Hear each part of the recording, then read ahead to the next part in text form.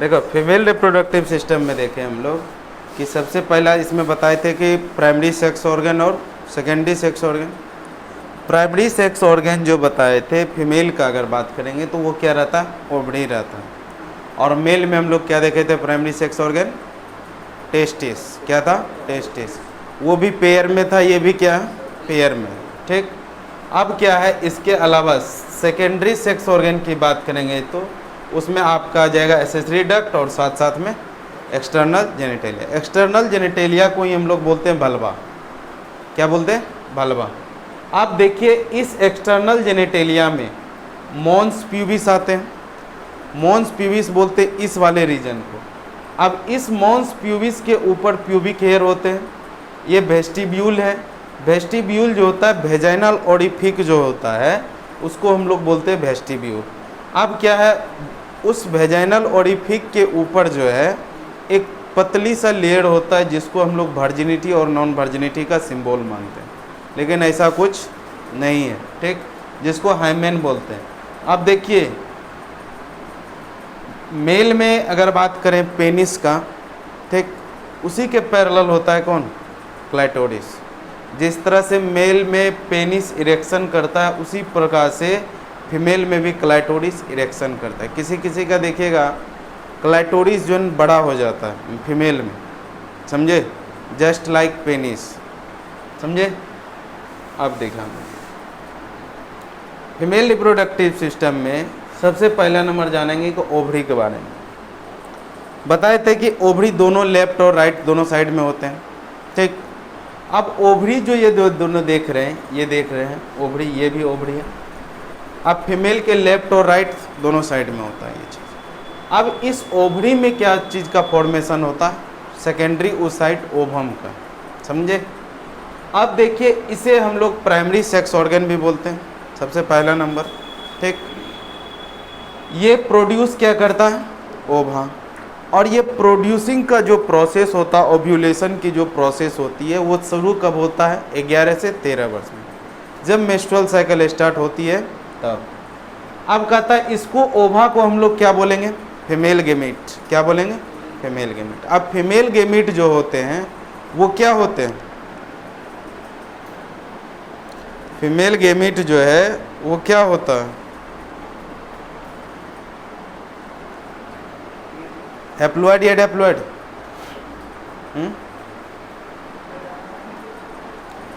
Female gamete जो ओवा है हैप्लॉइड होगा या डिप्लॉइड होगा, हैप्लॉइड होगा। हर हमेशा याद रखिएगा गेमीट वर्ड जैसे आएगा तो हैप्लॉइड, हैप्लॉइड का नंबर हो गया, गेमीट में नंबर ऑफ क्रोमोसोम क्या रहेगा, हाफ रहेगा, समझे।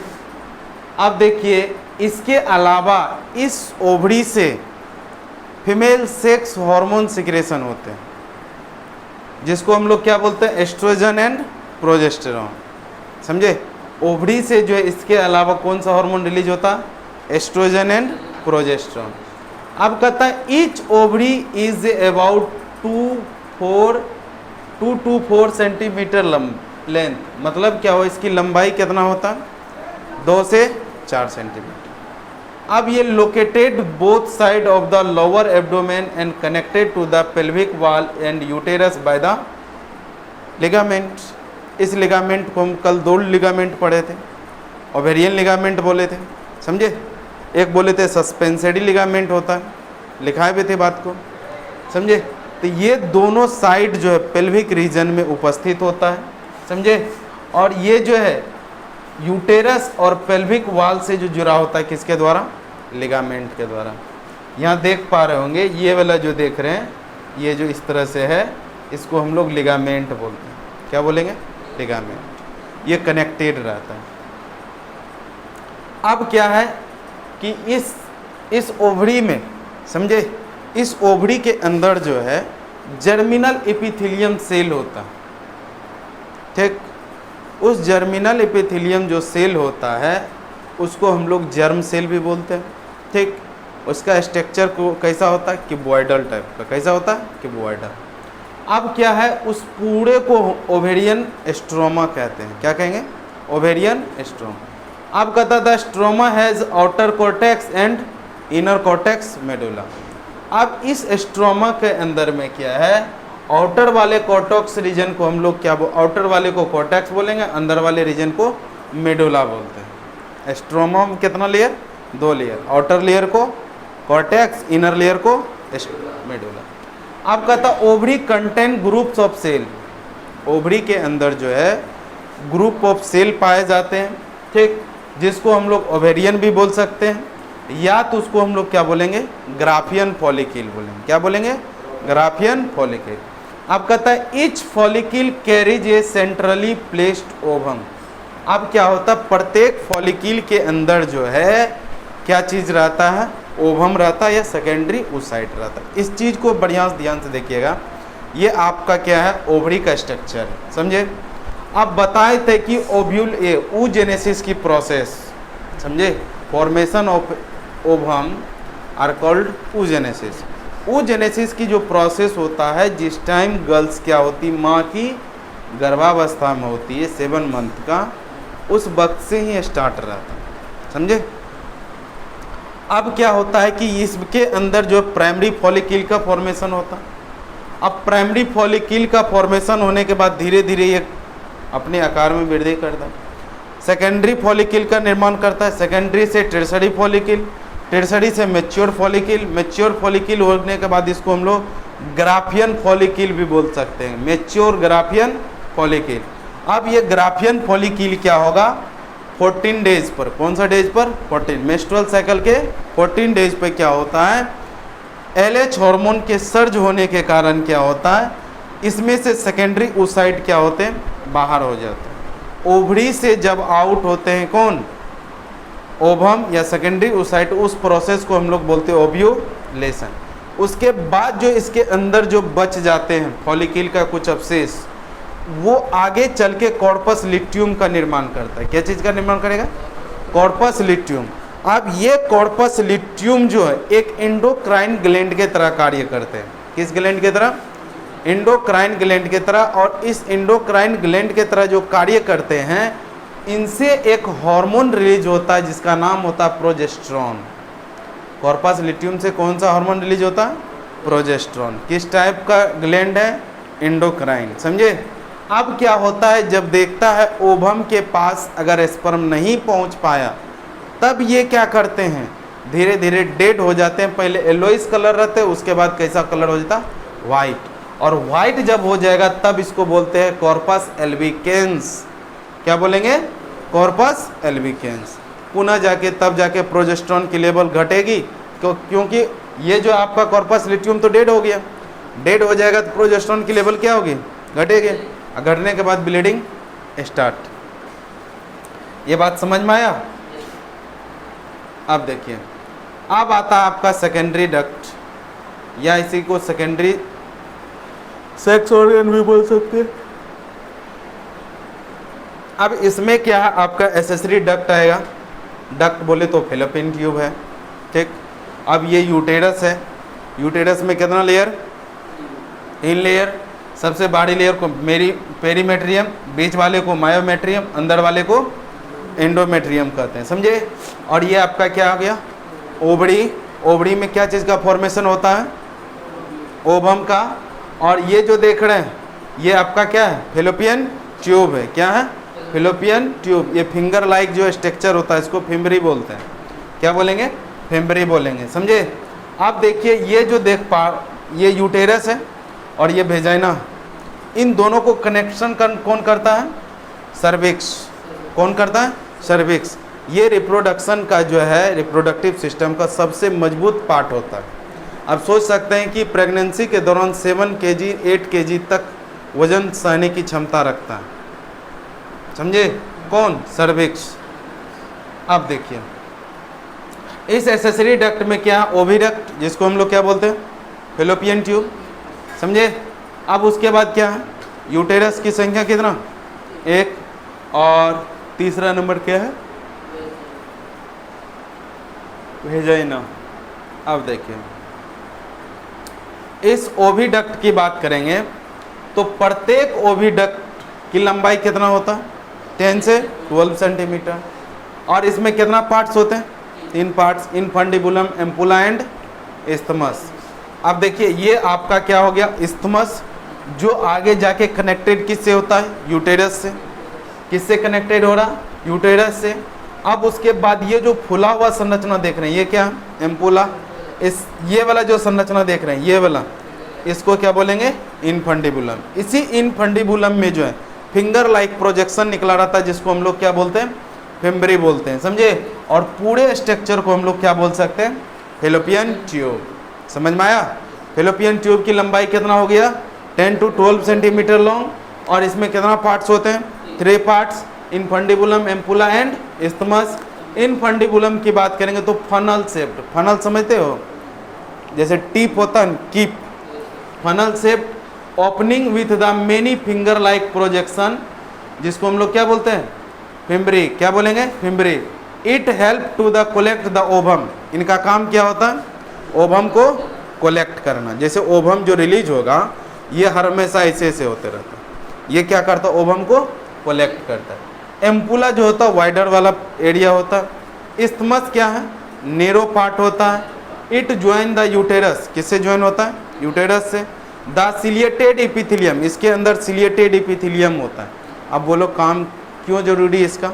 अब जैसे कि मान लिया जाए स्पर्म को तो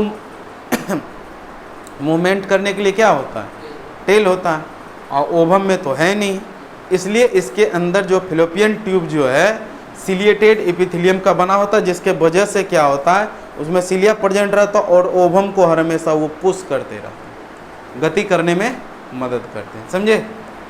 line the lumen of the oviduct drives the ovum toward the uterus, जिसके वजह से क्या होता है, यूटेरस की ओर जो मूवमेंट कर पाता है। अब आपका आता है यूटेरस, समझे। ये सामान्य स्थिति में जो छोटा रहता है, लेकिन प्रेगनेंसी के समय जो ये बड़ा हो जाता है, समझे। 17 से 18 20 सेंटीमीटर तक हो सकता है, ठीक। अब कहता है uterus is inverted pear shaped, ये उल्टे नाशपाती के जैसे आकार का होता है। इसको हम लोग उम्ब भी बोलते हैं, WOMB, उम्ब। उम्ब का मतलब होता है बच्चादानी, जिसके अंदर क्या पल रहा होता है, शिशु। It is the supported by the ligament attach to the pelvic wall, ठीक। Uterus has 3 parts, upper fundus, middle body and terminal cervix. Cervix open to the vagina. The uterine wall is 3 layers, perimetrium, myometrium and endometrium. Perimetrium जो है external thin membrane होता है, myometrium middle thick होता है, जो smooth muscles का होता है, जिसके वजह से क्या होता है, उसमें कॉन्ट्रैक्शन और रिलैक्सेशन होता है। इंडोमेट्रियम जो होता है इनर ग्लैंडुलर वैस्कुलर होते हैं, और इंडोमेट्रियम हर हमेशा बनता है और टूटता है मेंस्ट्रुअल साइकिल के दौरान, समझे।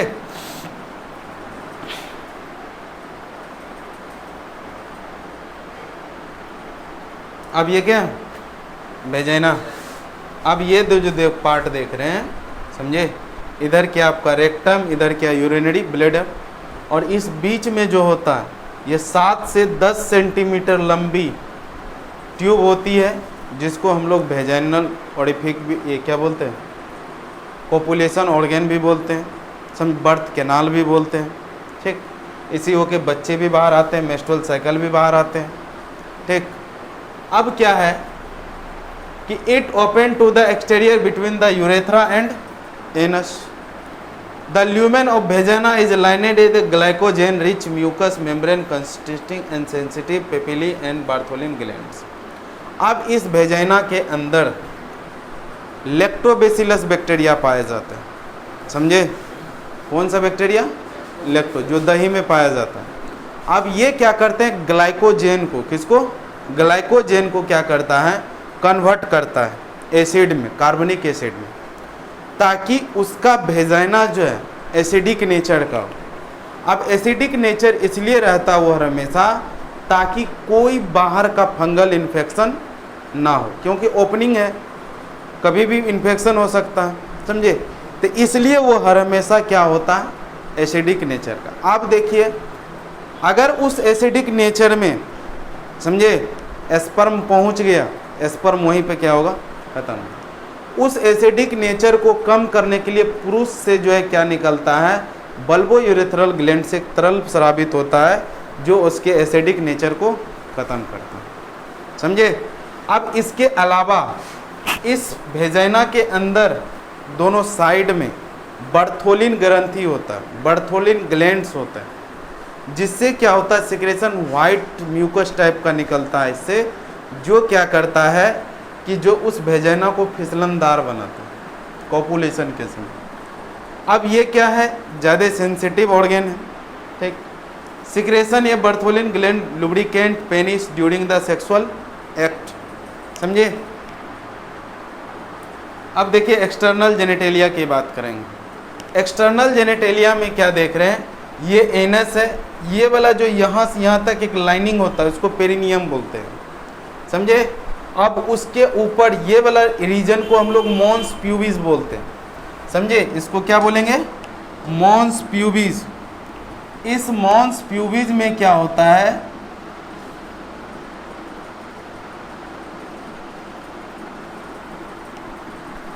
अब इस मॉन्स प्यूबिस के ऊपर हेयर निकलता है, उसको प्यूबिक हेयर बोलते हैं।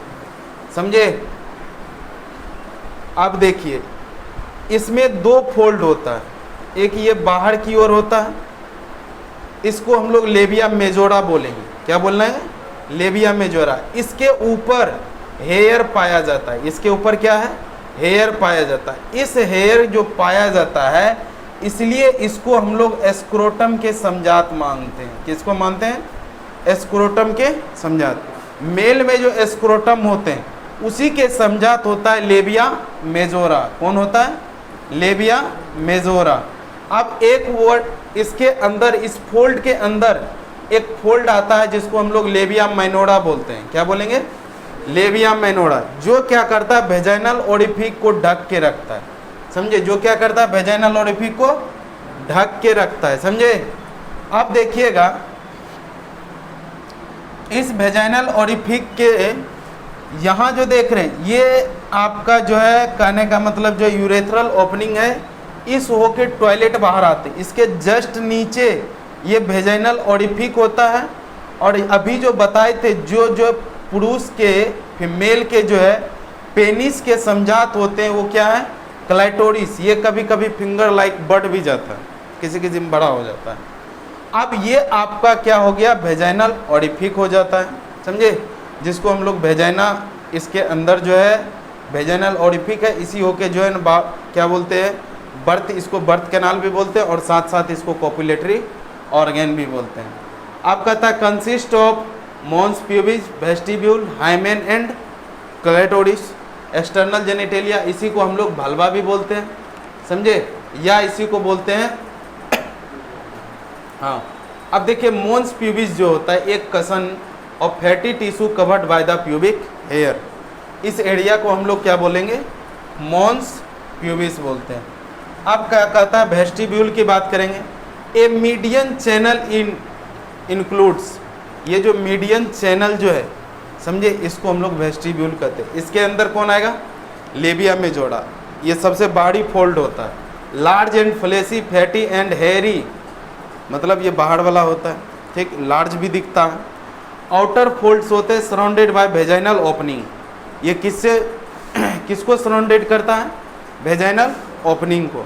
अब इसके अंदर जो कौन होता है, labia minora, small thin and hairless. याद रखिएगा लेबिया माइनोरा के ऊपर कोई हेयर नहीं होता, समझे।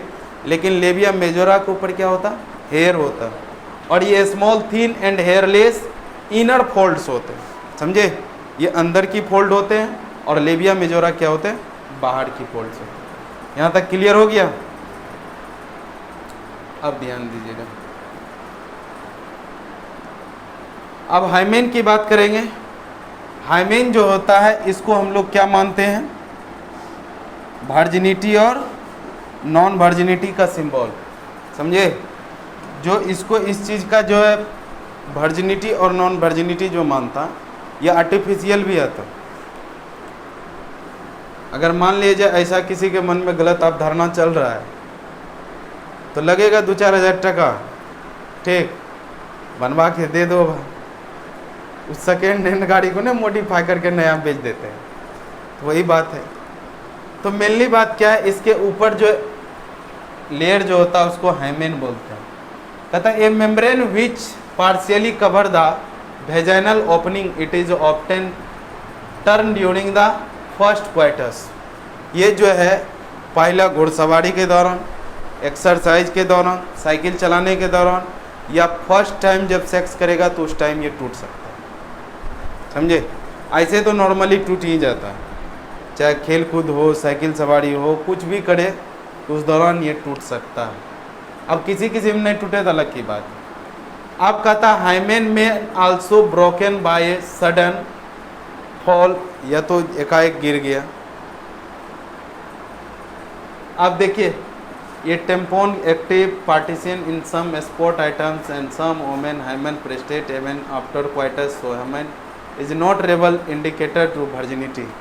है ना दिया हुआ कि ये आपका कभी भी हाइमेन जो है ना वो वर्जिनिटी का इंडिकेटर नहीं है। गाड़ी घोड़ा में इंडिकेटर लगाते हैं ना तो देखिएगा कि वो फॉल्स इंडिकेटर होता है, ठीक, हर हमेशा जलते रहेगा। एक को इंडिकेटर ये बताता है राह इधर घुसना, समझे? तो ये वर्जिनिटी का जो इंडिकेटर हाइमेन नहीं है, लेकिन लोग इसे मानते हैं। समझे? अब देखिए क्लाइटोरिस, हाँ इंडिकेटर देखिए इसमें इंडिकेटर पता नहीं कर पाइएगा, समझे? हाँ तो फिर आप डीएनए फिंगरप्रिंटिंग कराइए, डीएनए फिंगरप्रिंटिंग कराइए, उससे पता चलेगा आखिर इनके साथ कौन है। या तो सबसे बड़ा डीएनए फिंगरप्रिंटिंग तो वही है, अगर उससे पूछ लिया जाए, अगर वो गच ली तो उससे बड़ा कोई डॉक्टर हो सकता है? कोई सही सबूत हो सकता है? नहीं होता। और एक चीज़ यार हर हमेशा दिमाग में बैठा के रखिए, शुद्ध नहीं मिलेगा आप भी दुकानदारी करते होंगे तो मिलावट जरूर रहता है तब 10% है ना तो शुद्ध है तो फिर तो याद रखिए ये सब चीज़ जो है ना मन से भ्रम को निकाल देना। बस इतना जानना, अगर अब तुम मेरी ज़िंदगी में आ गई हो तो फिर अब आगे ऐसा कोई सिचुएशन नहीं होना चाहिए। जो पहले था उसे भूल जाओ, है कि नहीं? देखिए आप अगर राम रहिएगा तो पत्नी सीता खोजने का प्रयास कीजिएगा, है कि नहीं? अभी का युग क्या चल रहा है, आपको जितने भी घूम रहा है, ऐसा कौन बच्चा होगा जिसको गर्लफ्रेंड बॉयफ्रेंड नहीं होगा? तुम वो इकलौता। अमन चेक कर, देखिए एक्चुअली है क्या, इंटरेस्ट नहीं अलग की बात है, ठीक। बिजनेसमैन को वैसे भी महिला लोग से इंटरेस्ट नहीं रहता, ये बात तय है। वो वहाँ भी पैसा खोजता है समझे? वो वहाँ भी पैसा खोजते हैं, आखिर ये काम करेंगे तो पैसा मिलेगा हमको, है कि नहीं? तो याद रखिएगा ये जो हाइमेन को इंडिकेटर वर्जिनिटी का नहीं है। अब कहता है क्लाइटोरिस ये highly sensitive organ lying just a front of the urethral opening, ये यूरेथ्रल ओपनिंग के जस्ट ऊपर होता है, ये पूरा सेंसिटिव होते हैं, समझे?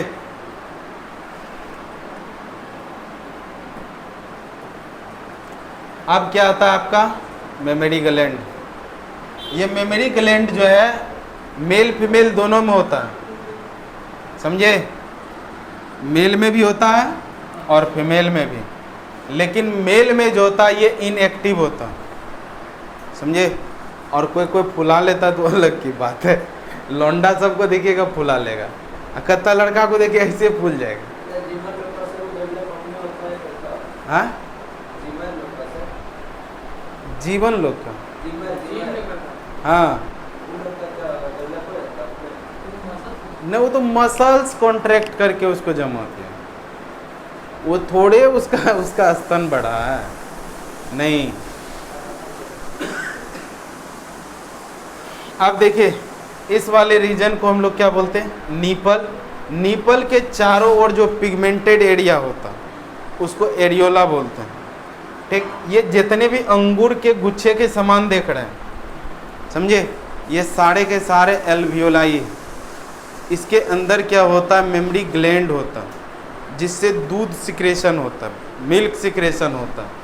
और मिल्क सिक्रेशन की जो प्रोसेस होती है प्रेगनेंसी के बाद, प्रेगनेंसी के बाद प्रोलैक्टिन हार्मोन सिक्रेशन होता है। वो क्या करते हैं, मिल्क ग्लैंड को एक्टिव करके मिल्क सिक्रेशन करवाते हैं और उसके बाद उसको बाहर निकालने के जो प्रोसेस होता है ऑक्सीटॉक्सिन हार्मोन की वजह से। ये जितने भी ये देख रहे हैं डक्ट, इसको लेक्टिफेरस डक्ट बोलते हैं। और ये जो देख रहे हैं ये एडिपोज टिश्यू है, फैटी एसिड है, समझे।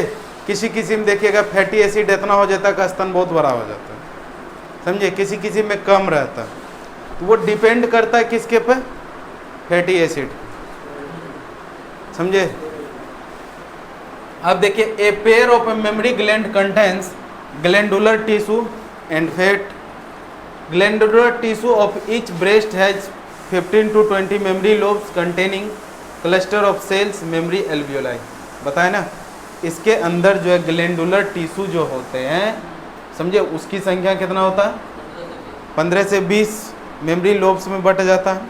और उसके अंदर, समझे, क्लस्टर ऑफ सेल्स, सेल का जो गुच्छा होता है उसको हम लोग क्या बोलते हैं, मेमोरी एल्वियोलाई।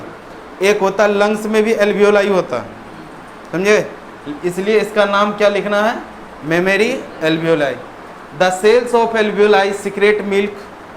ये क्या सिक्रेशन करता है, milk. It is stored in the cavities lumen of the alveoli. और उसके अंदर क्या होता है, ये जमा होता है। और हर हमेशा याद रखिएगा कि जब तक वो प्रेग्नेंट नहीं है, मतलब प्रेगनेंसी हुआ नहीं है, पार्चुरेशन हुआ नहीं, तब तक उसमें से मिल्क सिक्रेशन नहीं हो। हाँ, किसी कारण बस से जो है किसी किसी में कुमारी में भी मिल्क बाहर आ जाता है प्रेशर देने के बाद, समझे। तो उस कंडीशन में उसको कोई ना कोई बीमारी होता है, ठीक, जिसके वजह से वो क्या होता, बाहर आता, ऐसे बाहर नहीं आता, समझे। और ये आपका मेमोरी एल्वियोलाई हो गया, ठीक। उसके बाद जो ये मेमोरी एल्वियोलाई जो कनेक्टेड है जिस ट्यूब्यूल के द्वारा, उसको मेमोरी ट्यूब्यूल बोलेंगे। अब मेमोरी ट्यूब्यूल जो कनेक्टेड होता है वो किसके में कनेक्टेड होता है, मेमोरी डक्ट में। और मेमोरी डक्ट जो है आगे की ओर, समझे, ये क्या हो रहा, आगे की ओर जो है कनेक्टेड होता है, ठीक। इसको हम लोग बोलते हैं, इसको बोलेंगे लेक्टिफेरस ट्यूब्यूल। क्या बोलेंगे, लेक्टिफेरस ट्यूब्यूल। और ये खुला हुआ जो संरचना देख रहे हैं, ये लेक्टिफेरस पतला वाला हो गया, और लेक्टिफेरस एम्पुला इसको बोलेंगे। और ये सब आके कहाँ कनेक्टेड हो जाएगा, निपल, समझे। और निपल होके बाहर हो जाता है, समझे। ये था आपका मेमोरी ग्लैंड, स्तन ग्रंथि, समझे। अब देखिए इसमें तो अच्छे तरीके से दिख रहा है। The alveoli open into mammary tubules. बताए ना, एल्वियोलाई किस में ओपन होगा, mammary tubules. The tubules of each lobe join to the form of mammary duct. और जो है ये मेमोरी ट्यूब्यूल्स जो आगे की ओर ज्वाइन होके क्या बनाता है, mammary duct. Several mammary duct join to the form a wider mammary ampulla, और which is connected to the lactiferous duct और through which milk is sucked out. उसके बाद जब बच्चे मिल्क को सक करता है, चूसता है, उसके बाद दूध क्या होते हैं, बाहर आते हैं, समझे। अब देखिए sequence of milk conduction, memory alveoli, mammary tubules, memory duct, mammary ampulla, lactiferous duct, समझे। अब देखिए इसको लिख लीजिए, वीडियो रोक दीजिए। ये रेडमी का सेट है।